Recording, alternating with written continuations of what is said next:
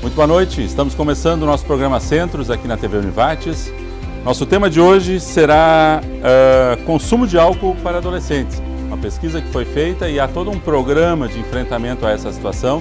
Nós vamos conhecer detalhes logo mais com os nossos convidados, logo após a abertura do programa.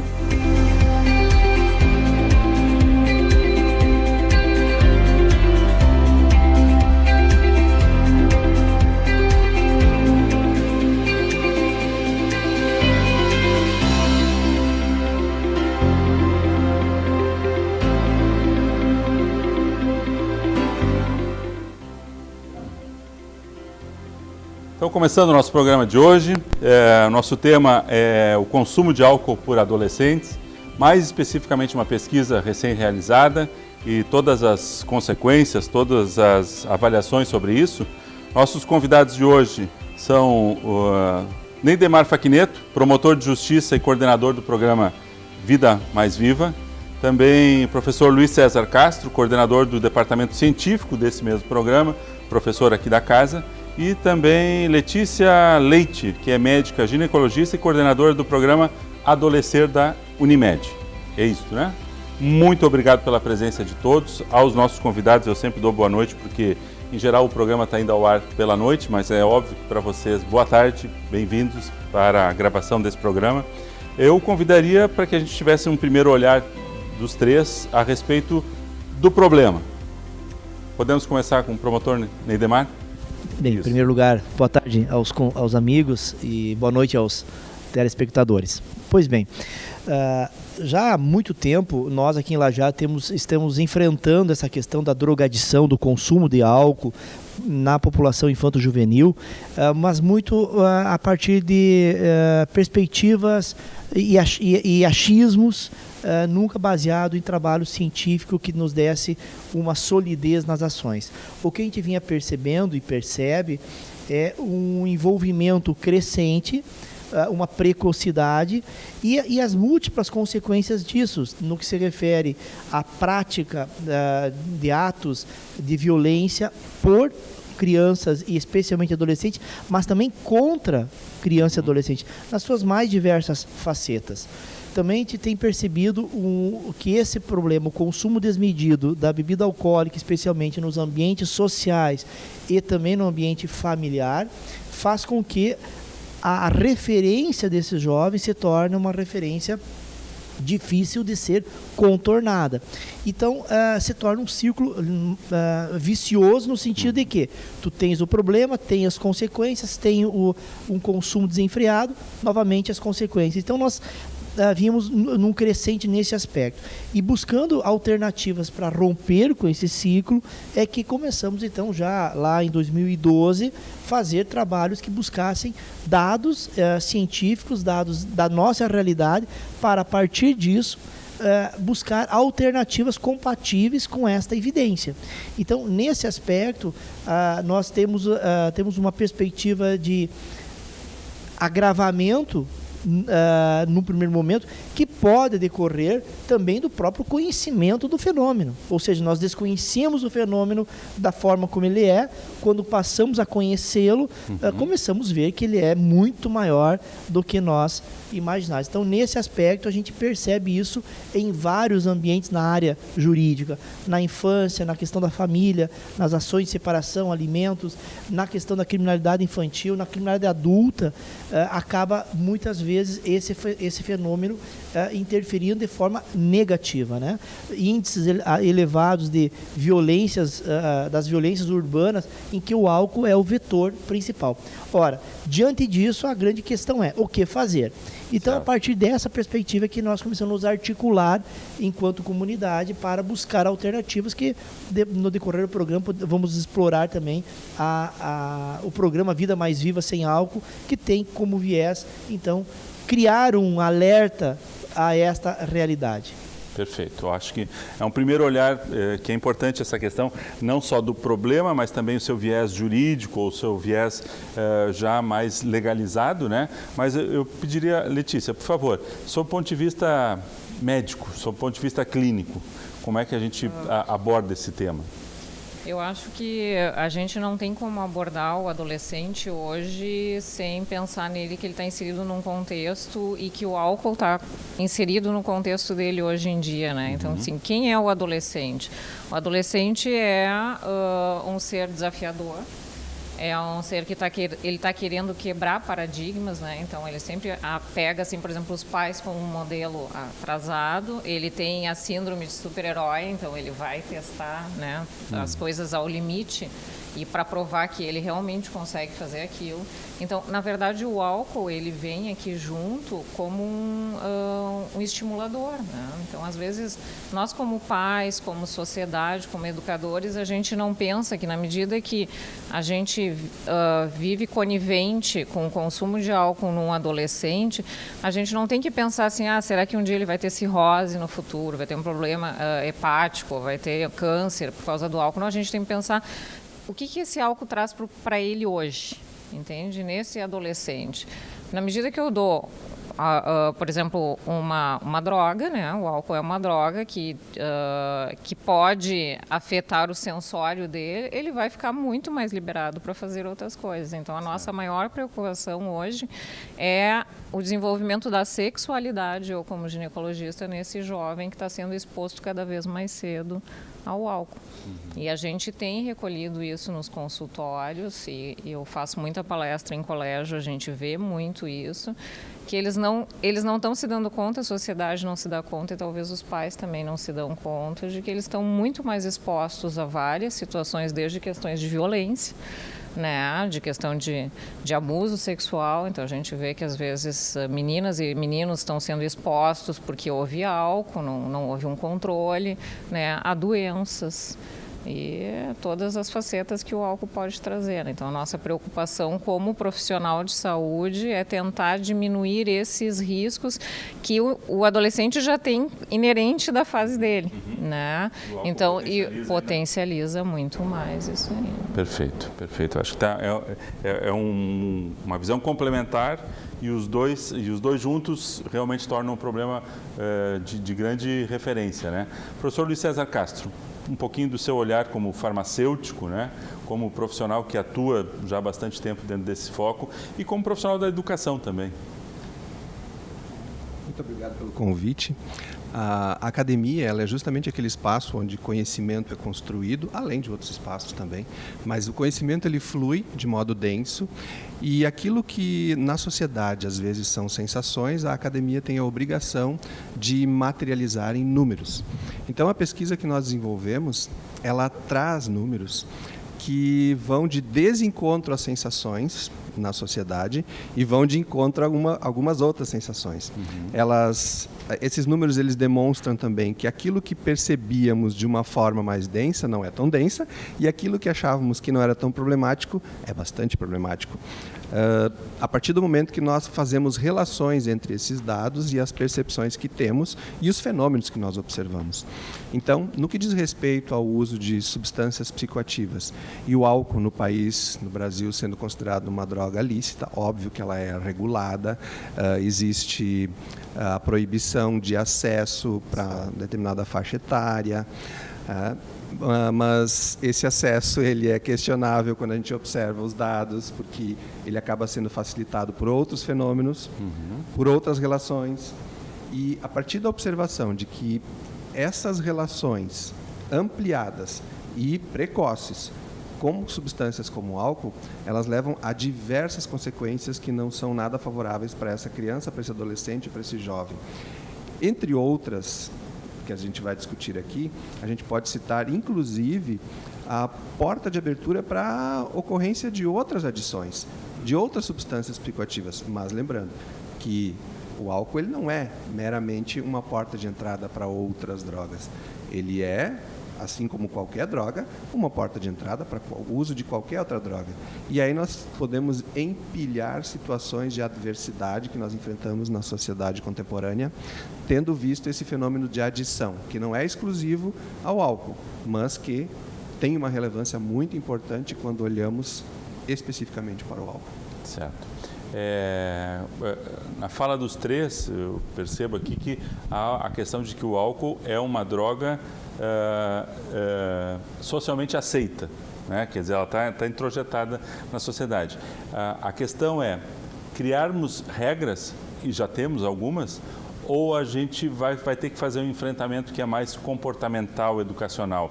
Eu acho que é por aí a visão que está se propondo a partir do que a gente vai discutir no próximo bloco. É isso, doutor Lindemann? Sem dúvida. E aí o álcool, por ser uma droga lícita, ela é lícita para os adultos, maiores de 18 anos, mas ela é ilícita, a exemplo da cocaína e de remédios controlados, para os menores de 18 anos. Certo. E aí nós temos um problema de linguagem, né? Em que a mídia, especialmente no âmbito das propagandas, vendem o produto como amplamente lícito. Sim. E então, como a doutora Letícia referiu anteriormente, esta referência familiar, ela acaba sendo de difícil compreensão pelo público infanto-juvenil, que já é bombardeado por essa permissividade, e de outro lado ele está vendo, olha, como vou dizer que é ilícito, que eu não devo, que não é bom, que me traz problemas, se não só a minha família, justamente, mas a mídia, né, a televisão, o esporte, associa isto ao prazer, à alegria, ao sucesso, ao bem-estar. Então, o grande desafio, além de todos os outros já pontuados, é uma questão de linguagem, é chegar à linguagem correta, à informação correta ao público infanto-juvenil, de tal forma que tu consigas dizer e deixar claro que este produto não é adequado por inúmeros fatores ao consumo dessa população infanto-juvenil. O Dr. Luiz já apontou em vários ambientes e estudos de que hoje já se mostra que antes dos 24 anos o cérebro não está devidamente consolidado, então os efeitos para isso. Então, eu trago mais essa dificuldade, além das pontuadas, de que a mídia, a informação que é disponibilizada aumenta a confusão, aumenta essa sensação de tolerância de um produto que tem essa duplicidade. É ilícito, é ilegal, é indevido e não é recomendado para menores de 18 anos, e ao mesmo tempo é um produto consumido socialmente ou de forma abusiva pelo público adulto, que é quem cuida do público infanto-juvenil. Então, esta complexidade é um fator a mais para ser percebida quando se faz uma ação de intervenção preventiva na comunidade. Perfeito. Fizemos aqui a contextualização do nosso ambiente, o problema. Vamos, a partir do próximo bloco, tentar conversar um pouquinho sobre as ferramentas, as ações e a pesquisa propriamente dita e a avaliação dessa pesquisa. Já voltamos após o intervalo.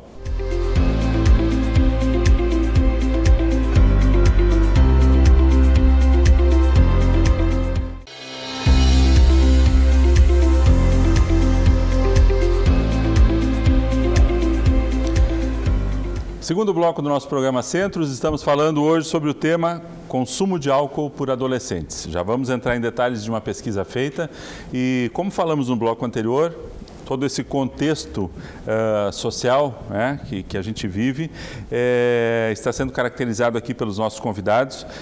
Conosco o promotor de justiça e coordenador do programa Vida Mais Viva, Neidemar Facchineto. Também a médica Letícia Leite, médica ginecologista e coordenadora do programa Adolescer da Unimed, e o professor Luiz César Castro, que é coordenador do departamento científico deste programa Vida Mais Viva. Gostaria de ouvir um pouquinho de vocês a respeito justamente desses movimentos, dessas organizações que hoje nós temos, para que a gente depois sim fale da pesquisa e dos problemas e de todo o enfrentamento. O que é o programa Vida Mais Viva?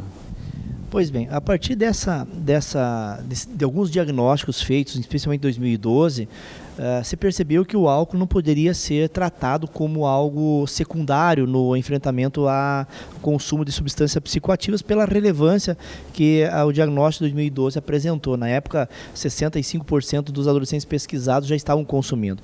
E a partir daí, um grupo de entidades e profissionais passou a se debruçar sobre uma ideia de programa que pudesse ser contínuo, que pudesse enfrentar essa multiplicidade de problemas que nós anteriormente referimos, e aí surge então o Programa Municipal de Enfrentamento ao Consumo e à Venda de Bebidas Alcoólicas por crianças e adolescentes, que logo em seguida surge então com o nome Vida Mais Viva Sem Álcool para menores de 18 anos. O programa está estruturado em 3 eixos. O primeiro deles é produzir conhecimento, e então os diagnósticos, seminários, são atividades que a gente trabalha nesse sentido. Apostar e incentivar as boas práticas das organizações que trabalham esse tema na prevenção ou no tratamento. E o terceiro eixo também é incentivar os órgãos públicos e fazer uma cobrança política para que fiscalizem o que a legislação, tanto federal, estadual e, no caso de Lajeado, municipal, já tem sobre as restrições para a venda e o consumo de bebidas alcoólicas para crianças e adolescentes. Então, a partir desses 3 eixos, o programa foi se estruturando, foram formando parcerias, e uma delas é com a Univates, que ela é estratégica por diversas questões, mas a mais relevante, sem dúvida, é ter essa relação, essa proximidade com a academia na produção desse conhecimento de qualidade. Nós, a partir dessa formação dessas parcerias com organizações como a Unimed, como outras organizações locais, passamos a realizar ações na comunidade, com foco especial na comunidade escolar, e com atividades em que o próprio público infanto-juvenil fosse o transmissor, fosse aquele que produzisse o conhecimento a partir de um referencial que nós alcançávamos, mas também produzisse atividades culturais que permitisse eles falar sobre esse assunto de uma maneira que eles fossem compreendidos, ou seja, é o jovem falando para o jovem. Certo. E para isso nós realizamos a todo ano uma atividade chamada um concurso cultural, em que nós desafiamos as escolas do município e da região a desenvolver ações culturais em diversas áreas. E há uma premiação para as escolas com os melhores trabalhos. Dessa forma, o programa ele vem se posicionando na comunidade, no sentido de, primeiro, manter o tema em discussão, né? Uma prova disso é nós estarmos aqui hoje, né? Segundo, pautar isso na via administrativa política, ou seja, da necessidade de esse tema ser um tema relevante, e isso nós estamos conseguindo paulatinamente. E uma terceira alternativa é tornar conhecido o programa da população, especialmente infanto-juvenil, como uma referência, um antídoto, um alerta de que o álcool é um produto perigoso. Então, nesses 7 anos que o programa completa esse ano, 2019, o programa tem se estruturado e tem se mantido. É importante que se diga que a mantenedora do programa é a ALCEP, a Associação Lajadense Pró Segurança Pública, que faz a gestão econômica do programa, que é custeado com colaborações voluntárias de empresas e organizações a fundo perdido, sem dedução de imposto de renda, sem nenhuma dedução legal. Sim. E esse programa ele é gerido, então, dentro do âmbito da UCEPRO, através de uma secretaria executiva e 3 departamentos. O departamento científico, o departamento de marketing e o departamento de eventos. E através dessa estrutura enxuta e colaborativa, nós estamos desenvolvendo as ações já nesses 6 anos que vai agora para o 7º ano. Ótimo, ótimo. Acho que a gente vai ter tempo ainda de comentar um pouquinho sobre os resultados já alcançados e um pouquinho da programação, mas eu gostaria de ouvir agora a Letícia. Esse programa Adolescer Unimed, qual é a estrutura dele, qual é o propósito, como é que ele funciona? O programa, até eu vou fazer uma correção, o programa Adolescer Unimed, ele migrou por o que a gente chama hoje de Viver Bem na Escola, que foi uma exigência até, a gente viu, da própria Unimed e do que a gente viu, porque ele surgiu no intuito só de discutir sexualidade com jovens. Então, era um programa em que a gente ia em escolas, conversava com os jovens já quando começavam a sua parte da sexualidade em torno do 7º, 8º ano, e conversava com eles, sanando dúvidas, passando informações.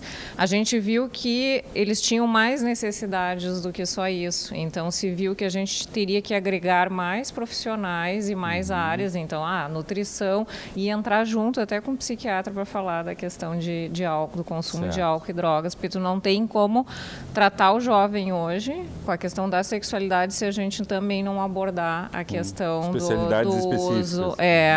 do álcool. Então, assim, ele é um programa que começou, a gente ia mais nas escolas conversando com os jovens, hoje a gente viu que a gente tem uma carência da parte da própria educação, dos próprios profissionais, né, que estão no front com a lida, então dos professores que estão lidando com os jovens, de como conduzir, como identificar, como ajudá-los. Então a gente também faz trabalhos com a comunidade, então com os pais, com a comunidade em geral, né, porque se acredita que o melhor é a informação. Claro. Né? A gente não tem como mudar o comportamento de uma sociedade, de um grupo de pessoas, se tu não fornecer a informação e educá-los, né? Porque se eu tiver um jovem e ele não tiver a informação de que aquilo ali é realmente perigoso, com certeza ele vai se atirar. Porque ele vai experimentar, porque é a fase que a gente não tem medo de fazer experimentações. Né? Agora, na medida que alguém diz, ali é perigoso, talvez ele vai parar e pensar um pouquinho. Alguns não, né? A gente não consegue salvar todo mundo. Sim. Mas a informação está ali. Então, o objetivo do programa Viver Bem na Escola, a gente discute demais isso.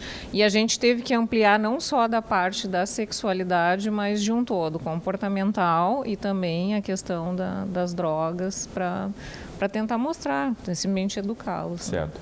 E como se dá essa integração? Porque eu acho que é interessante a gente observar isso. Existe um programa e existe uma ação dentro da Unimed. Que bom que isso não está totalmente dissociado. Que bom que um colabora com o outro, porque o propósito é o mesmo, acho que o desafio é o mesmo. Quer dizer, as ações elas se complementam, ou a Unimed auxilia, ou é o programa que busca a Unimed. Como é que se dá essa relação de proximidade entre os propósitos do programa com a Unimed? A Unimed ela tem várias formas de participação no programa. A primeira delas, inclusive, é econômica. É uma das parceiras, nós chamamos de parceiros mantenedor econômico do programa. Mas vai muito além disso. Os programas, como um dos eixos do programa é incentivar as boas práticas, isso fez com que nós nos aproximássemos dos programas que têm essa relação. Certo. Então, com esse programa da Unimed, a gente tem feito várias ações, desenvolvido essas atividades em conjunto, não sobrepondo e sim somando, né? Assim como se faz, por exemplo, com a rede estadual, com o programa o CIPAV, que é as comissões de prevenção à violência. Na rede municipal de Lajá também há programas voltados à formação de lideranças ou atividades de formação de professores. A justiça restaurativa são outras iniciativas que a gente consegue entrar com o tema naquele propósito de tornar o tema, o alerta do consumo desenfreado do álcool por crianças e adolescentes, um tema recorrente no âmbito escolar, que é demandado por N outras questões. Mas a relação com a Unimed ela é estratégica, ela é fundamental, e a gente reconhece como um parceiro com uma grande credibilidade, com uma grande ação social, uma penetração comunitária forte e que, de certa forma, emprestou seu prestígio, sua responsabilidade social na consecução dos programas. Então, a gente soma e não sobrepõe. Então, às vezes, nós participamos dos eventos da Unimed fortalecendo nessa temática, e muitas vezes a própria Unimed participa dos nossos eventos, fortalecendo as ações desenvolvidas pelo programa. Perfeito, que bom. Professor Luiz César Castro, temos 2 minutos ainda antes de fechar o bloco.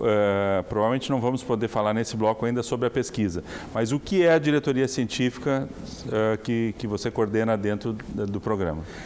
É como o Neidemar já comentou, é um departamento dentro do programa. E, na verdade, ele se expande. Na relação com a Univates, ele se dá de que forma? Eu coordeno um núcleo de pesquisa em assistência farmacêutica no Vale do Taquari. E isso tem tudo a ver com essas questões.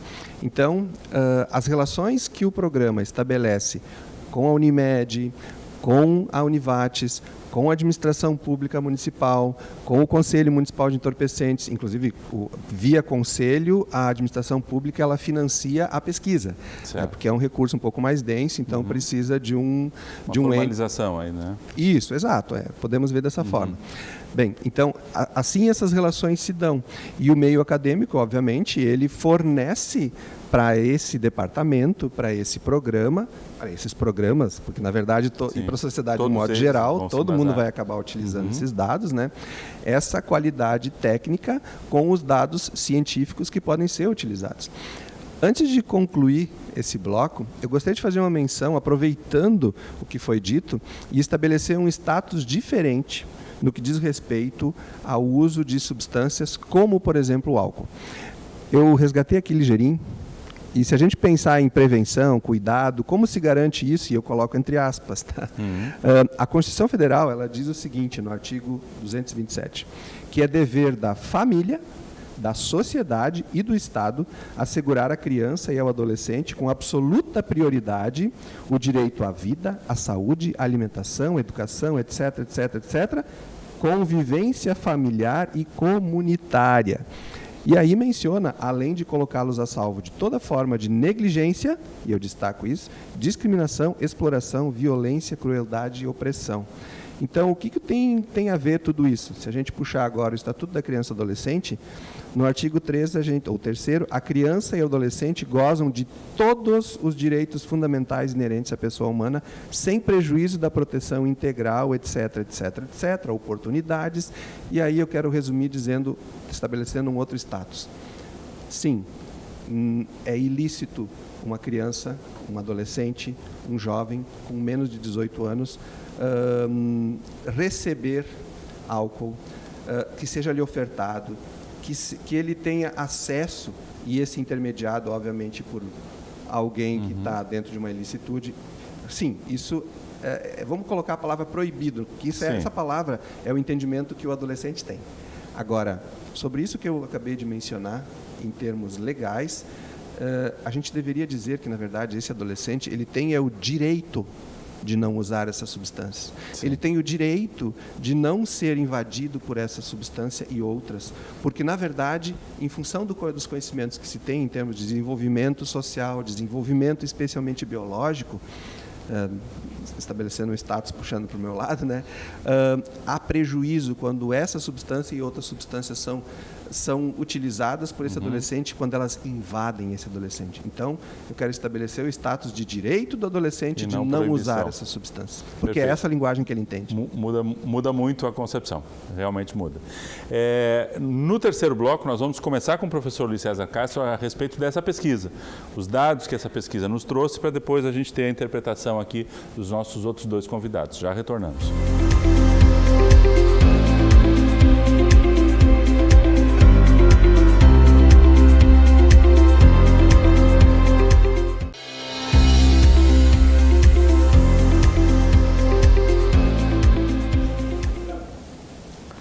Muito bem, retomando o nosso programa, estamos falando sobre consumo de álcool por adolescentes.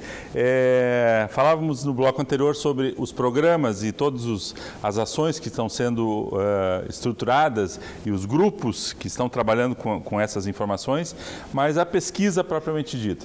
Professor Luiz César, como foi a construção da pesquisa e a que ponto chegamos?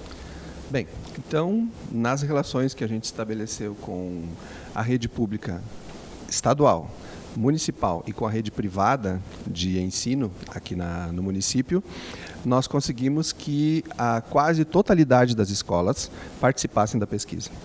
Nós conseguimos, então, em 2012, um pouco mais de 2.000 pessoas participando e agora, em 2017 e 2018, 1.539 pessoas, o que ainda é um número extremamente relevante, muito grande e que traz bastante credibilidade, fora, eu não vou mencionar todo o critério científico, obviamente, embasando.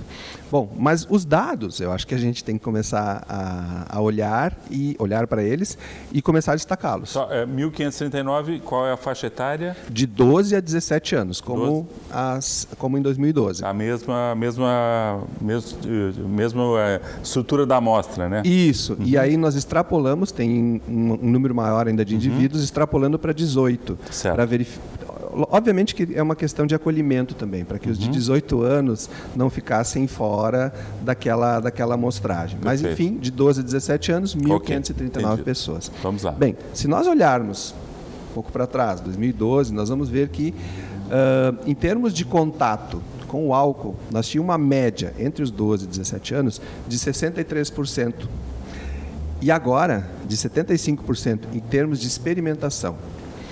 E quando a gente olha para esse 75% de experimentação de álcool agora, nós analisando o quanto que nós temos de indivíduos que fizeram a manutenção do uso, e cientificamente isso é válido a partir do uso dos últimos 12 meses, datado da pesquisa, nós temos 98% fazendo a manutenção de uso. Quer dizer, é muita gente.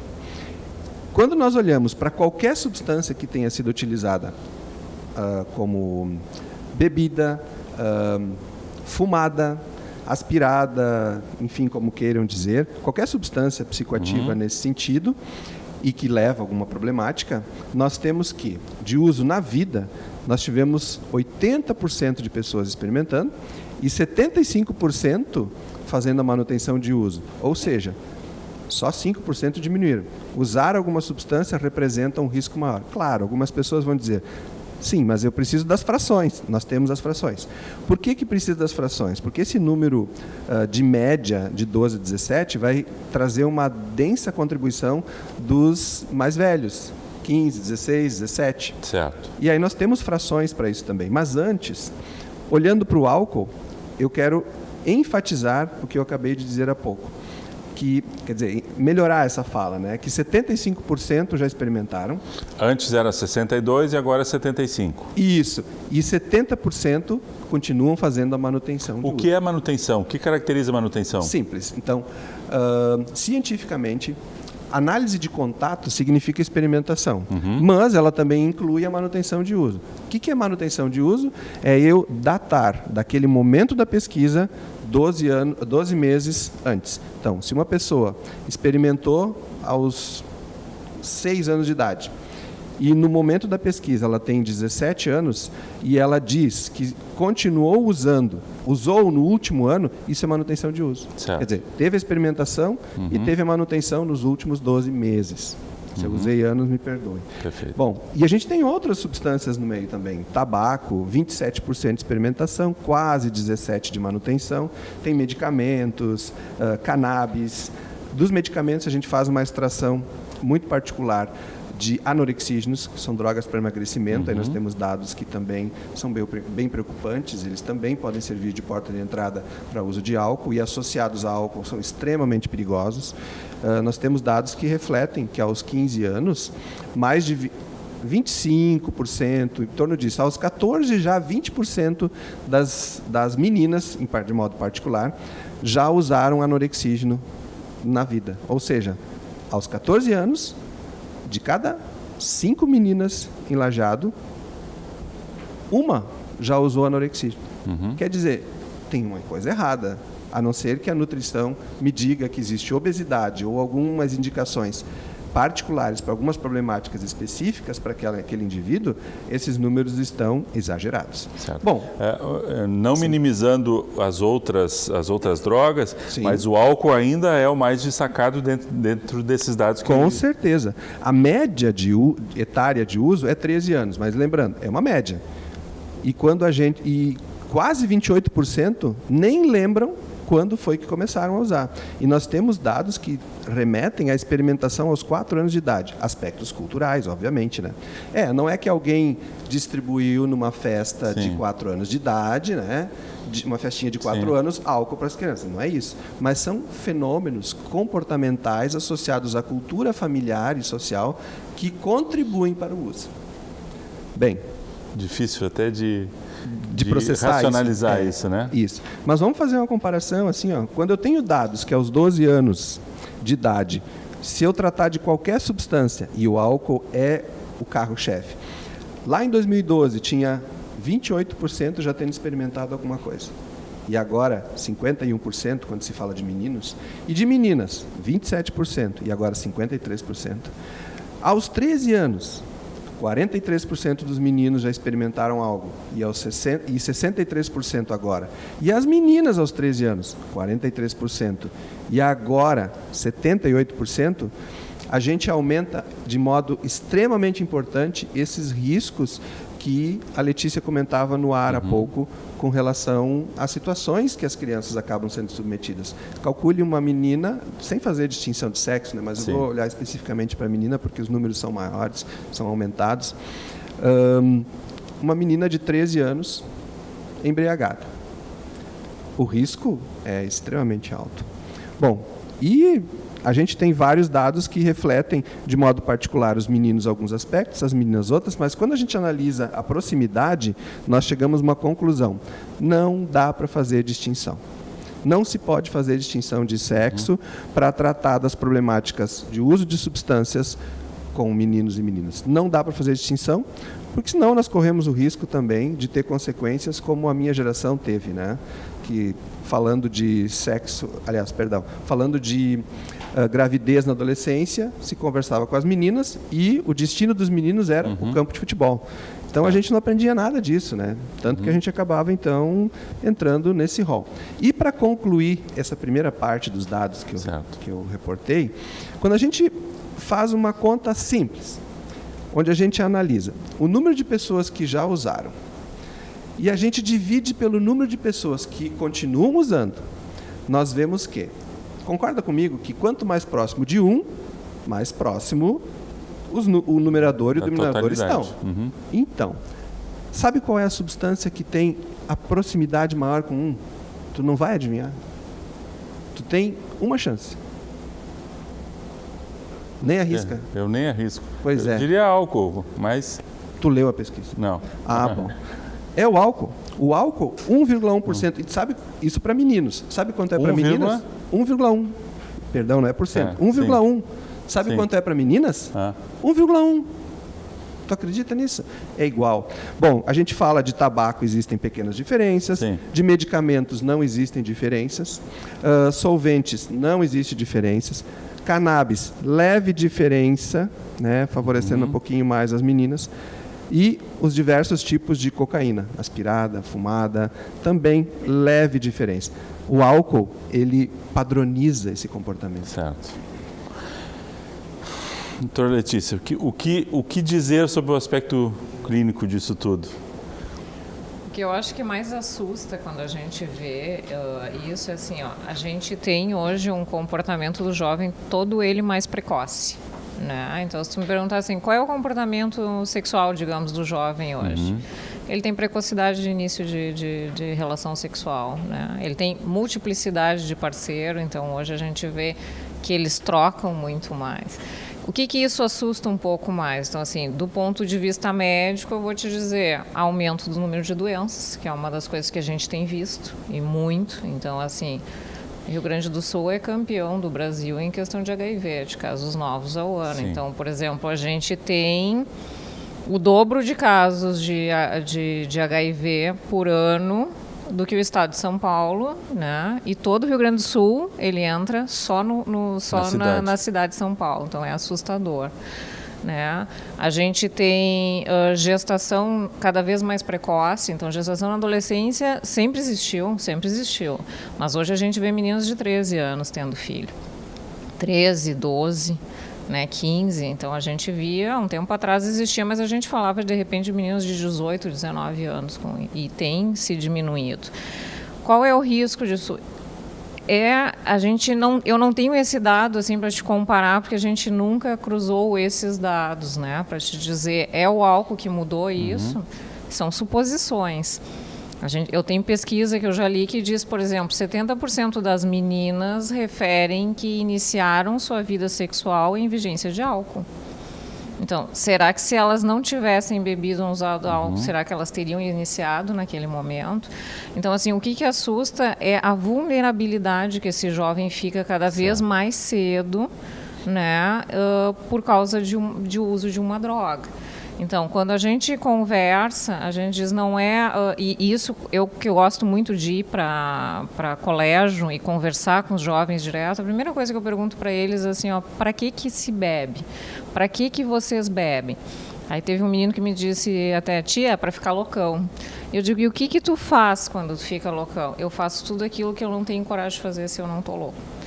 Então, essa é a resposta perfeita, né? Certo. Então, o que a gente Então, tem que mostrar para a sociedade, para os pais e para os próprios jovens, mas eu acho que eles têm que ser limitados, eles têm que ter esse limite de alguém, porque se a gente pergunta, eles dizem, a gente bebe, não dá nada, meu pai bebe, minha mãe bebe, eles até me estimulam a beber, eu vejo eles beber e dirigir, não tem problema, então nós somos os exemplos deles, né? Então, às vezes a gente tentar fazer a modificação através deles, eu acho que é um pouco mais difícil do que se a gente mostrar para a sociedade e para os pais de que isso é uma negligência, que nem o Luiz estava falando, né? É uma negligência nossa de saúde deles, entende? Então, eu acho que a educação principal ela tem que vir de nós, de limitarmos isso para os nossos filhos, porque o prejuízo vai ser deles. Então, assim, do ponto de vista de saúde, é muito complicado. Claro. Tá? Porque às vezes a gente está deixando esses jovens expostos a muita doença, à gravidez e o Dr. Facchineto deve estar aqui para dizer a questão de abuso. Exatamente. Né? Eu já vou passar a palavra para o Dr. Facchineto, mas vai ter que ser no próximo bloco, fechamos esse, e aí no próximo bloco a gente tenta fazer um fechamento da avaliação e mais alguns dados aqui que o professor Luiz César Castro tem. Já voltamos.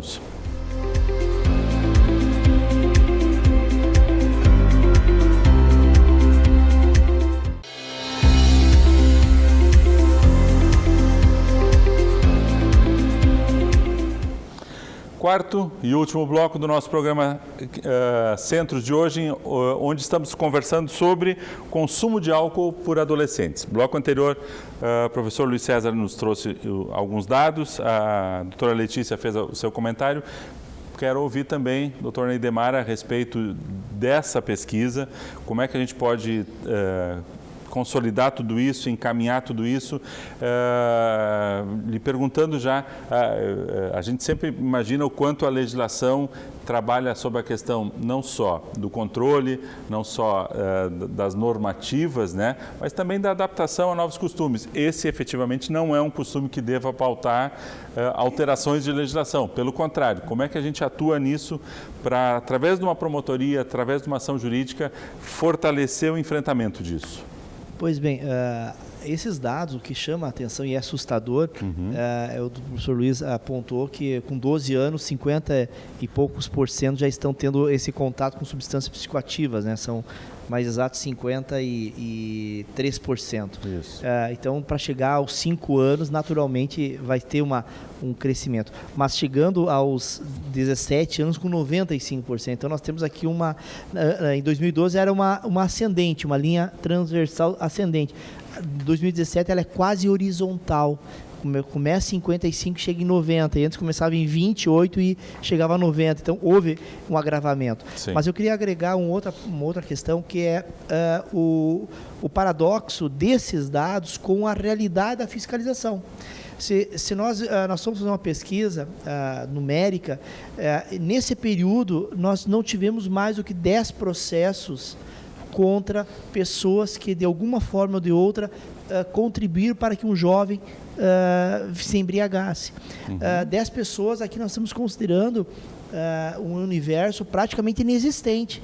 Então o paradoxo é esse: se nós temos uma pesquisa que no universo de 1.500 chega a um consumo de álcool na faixa de 60%, ou seja, de cada 100, 60, no universo da população infanto-juvenil muito elevado, o que as autoridades de fiscalização estão fazendo? Então, a nossa crítica nosso despertar de atenção é chamar a atenção de que essa fiscalização precisa ser percebida pelos esses entes públicos como algo realmente relevante. Ou seja, pensar em enfrentar a macrocriminalidade, ou a violência urbana, a violência contra a mulher, contra a criança, contra o idoso, contra entre pessoas em diversos ambientes, nós temos que começar numa das causas, inevitavelmente pela evidência apresentada, é o consumo do álcool precoce.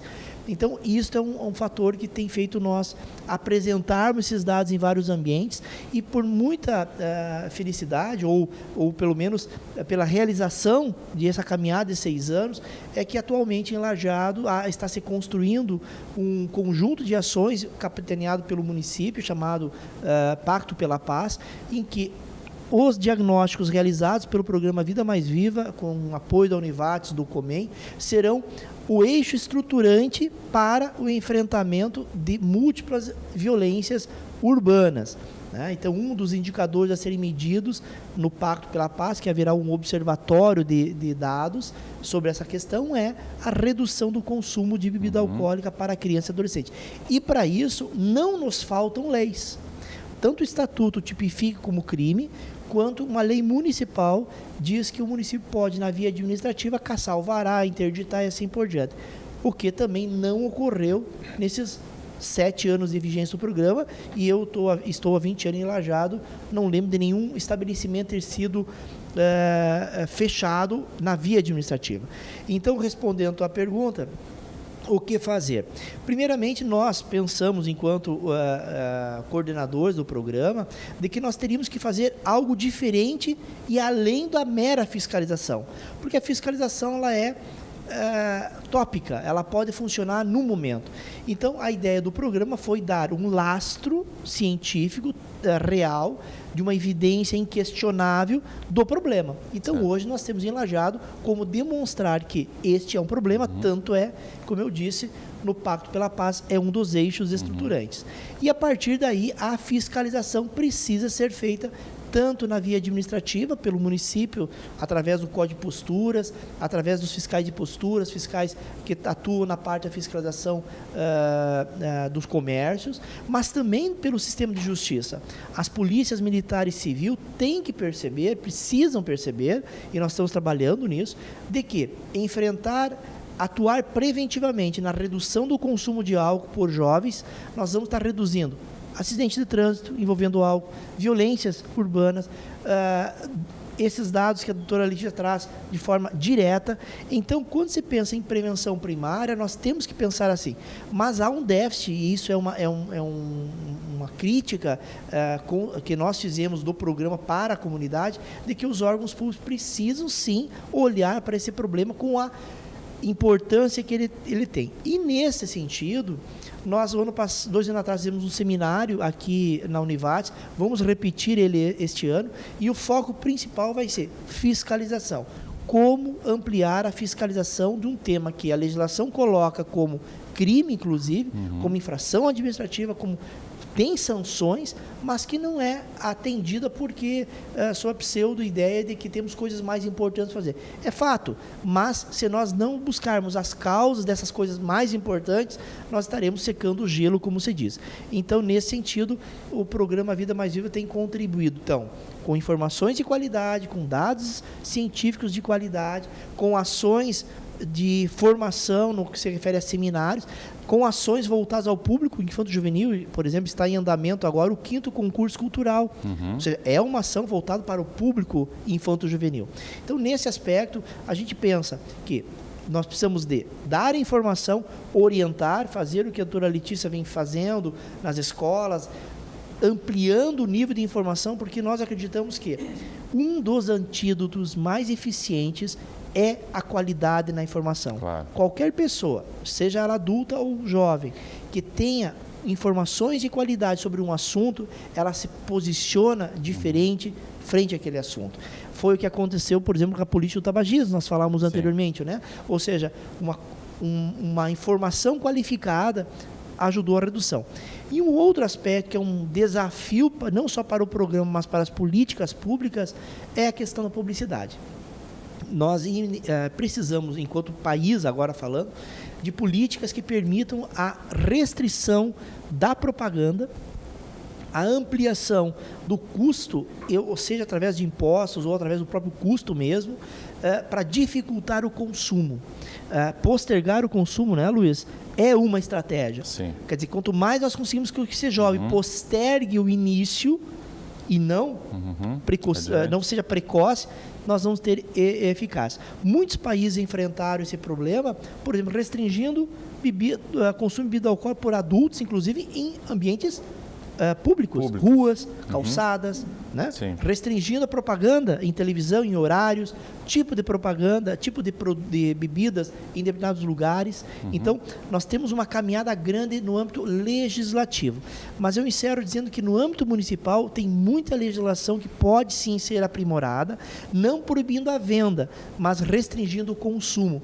É o que São Paulo está fazendo, é que Curitiba fez, algumas cidades do interior de Minas Gerais estão fazendo, no sentido de criar leis municipais que restringam o consumo e, com isso, impondo sanções administrativas a quem desobedecer isso. E isso é uma ferramenta que no Pacto pela Paz, aqui de Lajado, está sendo construída e será pensada, sempre dizendo, a partir do programa Vida Mais Viva e a partir do diagnóstico coordenado pelo professor aqui na Univate. Então, nós estamos, ao mesmo tempo, cobrando mais fiscalização, fazendo com que os pais se tornem mais responsáveis, né? Mas também dando ferramentas de conhecimento para que isso ocorra de forma conjugada. Conhecimento e fiscalização, me parece, sejam as estratégias eficazes para reduzir o contato e a oferta desse produto para o público infanto-juvenil, pelo menos. Ok. Ainda quero uma breve, rápida observação dos nossos outros dois convidados. Doutora Letícia, a doutora Neidemar comenta sobre essa questão dos pais. Suas visitas, toda a sua ação dentro de escolas é importante, claro, mas como é que fica esse desafio de conversar com os pais, já que boa parte desse consumo, uma vez que nós não estamos observando sanções legais e administrativas, deve estar acontecendo dentro de casa também, né? Essa é uma grande preocupação até do nosso programa, é que a gente, quando iniciou muito focado em trabalhar direto com o jovem, né, informação direto para o jovem, aí a gente ampliou para os professores e hoje a gente viu que a gente tem que botar os pais na jogada. Certo. Né? Então, que essa informação ela tem que ser chegada para os pais têm que têm que ver o que realmente está acontecendo com os filhos deles e até ajudar, de repente, a questão de limite, né? Sim. Tanto é que nós temos programado agora dentro da Unimed para o dia 6 de junho para fazer uma discussão aberta para a sociedade em geral, né? Então tá todo mundo convidado e que vai se discutir essa questão assim do limite do jovem, né? Até que ponto a gente tem que encarar as coisas, enxergar como sendo normal, até que ponto a gente tem que nortear a educação deles, né? Esse problema tem que entrar dentro de casa porque ele provavelmente é um problema que inicia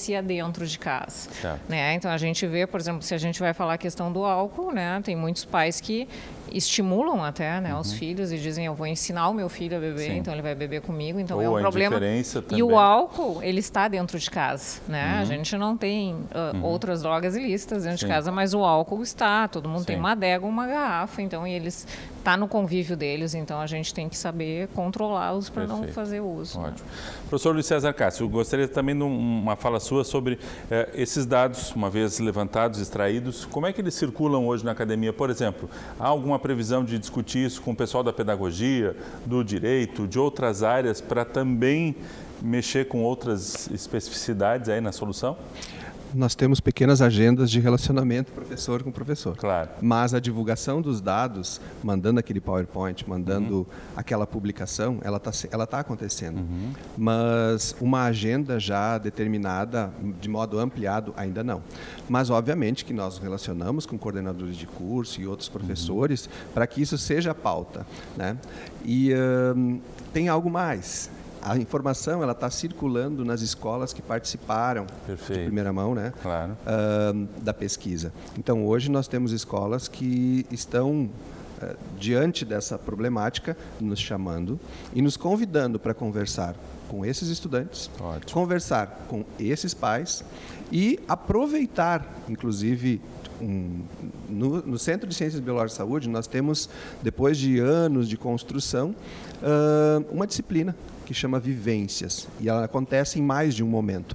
E essa disciplina de Vivências, ela coloca estudantes e professores num modelo de atividade extensionista, mas dentro do campo do ensino, oficialmente, no relacionamento com a sociedade de um modo geral, os territórios, a comunidade, obviamente, e as escolas. E nessas oportunidades também a gente tem estabelecido o comungar desses dados. Eu só queria, então, concluir resgatando 2 aspectos. Primeiro, Neidemar falou da mobilização social e institucional, importantíssima. Analisar mercado e estabelecer, ou melhor, rever as regras que existem e colocá-las em prática. Ele também falou de postergação de iniciação. É um fator extremamente importante, ele norteia um pouco dos nossos objetivos. Letícia falou, por convite teu ali dos pais, e ela já tinha antecipado antes, a relação de comunicação que nós estabelecemos com os pais, que, obviamente, na contemporaneidade também se sentem tensionados. Eles também estão sofrendo. Isso não é um aspecto meramente de uma doença que esses filhos têm. Não, não é isso. É natural do comportamento, ele é influenciado pelos pais e, por isso, precisa-se que a gente converse com esses pais. Um quarto aspecto, que já foi de modo velado mencionado, evitar a distinção de sexo. A gente trabalhando nesses 4 pontos, nessa mobilização, evitar, se possível, que é o meu desejo, mas postergar a iniciação, evitar já complica, mas enfim, não ter distinção de sexo, trabalhar com os pais, pode ter certeza que a gente vai ter um conjunto de atividades que vão ser desenvolvidas com um provável sucesso. O não fazer nada, com certeza, já está mostrando como que a curva anda. Né? Aos 16 para 17 anos, nós temos comportamentos de adulto, em termos de uso de álcool e qualquer outra substância. Ainda bem que Lajeado é uma cidade que conta com programas dessa envergadura e preocupação e que ajudam a tensionar a administração pública à construção de outros programas e esse pacto que está sendo estabelecido e que, já disse, vai fazer uso desses dados que nós elencamos, que nós destacamos através da pesquisa, para que, através desse diagnóstico, sejam articuladas algumas ações. Perfeito. Se me permite só, claro, encerrar, convidaria a todos que estão nos assistindo a acessar a internet através do site do programa, www.vidamaisviva.org.br, e lá haverá todas as informações de como foi feito o programa, quais são as ações, acessar a íntegra da pesquisa e também ser um portal de comunicação entre as nossas iniciativas, mas principalmente para a comunidade que pode de diversas formas participar ativamente dessa iniciativa. Perfeito. É www.vidamaisviva.org.br. Perfeito. Lá temos o acesso. Muito bem. A TV Univates obviamente que faz parte desse processo todo, acho que tanto na difusão das informações, na caracterização do problema, na discussão, no contato com todos esses agentes, sejam jovens, sejam pais, né? Estamos à disposição aí e juntos nesse desafio. Agradeço muito a presença dos nossos 3 convidados e principalmente de você que nos acompanhou no programa de hoje. Voltaremos na próxima semana com um novo tema aqui na TV Univates. Até lá!